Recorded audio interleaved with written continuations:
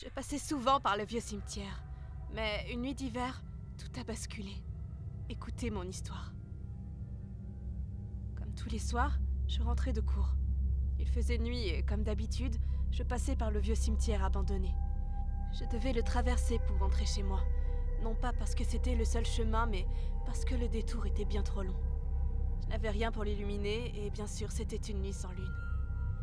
J'étais à mi-chemin lorsque j'entendis un bruit. Je me retournai bien évidemment, mais il n'y avait rien. Il ne pouvait pas s'agir du gardien car, comme je l'ai dit précédemment, le cimetière était abandonné. Je continuai donc mon chemin, légèrement angoissé, et le bruit se fit bientôt à nouveau entendre. L'atmosphère commençait à être bien trop lourde pour mes poumons, et j'avais la sensation d'étouffer. C'est là qu'en me retournant, je vis cette chose. Elle ressemblait à un chien, croisé à un ours, sans poils. Je commençai à reculer, mais la créature bondit et me plaqua à terre. Je me débattais en hurlant, tandis qu'avec ses griffes, il me labourait la peau, et avec ses dents, il m'arrachait les ongles. J'hurlais de douleur, mais personne ne pouvait m'entendre. Ma voix n'était plus assez puissante. Il m'ouvrit le ventre et commença à retirer mes organes.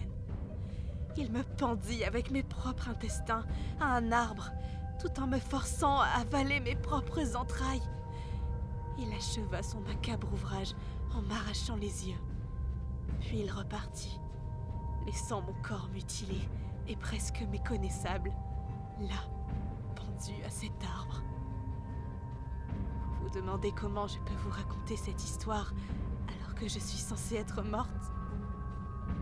Car je suis venue vous tuer de la même manière. J'ai été réincarnée en cette sorte de monstre avide de sang. Et d'ailleurs, à l'heure où vous lisez ces lignes, je suis probablement juste derrière vous. Bien caché sous votre lit, encore dans votre armoire, à guetter le bon moment pour en sortir et vous tuer.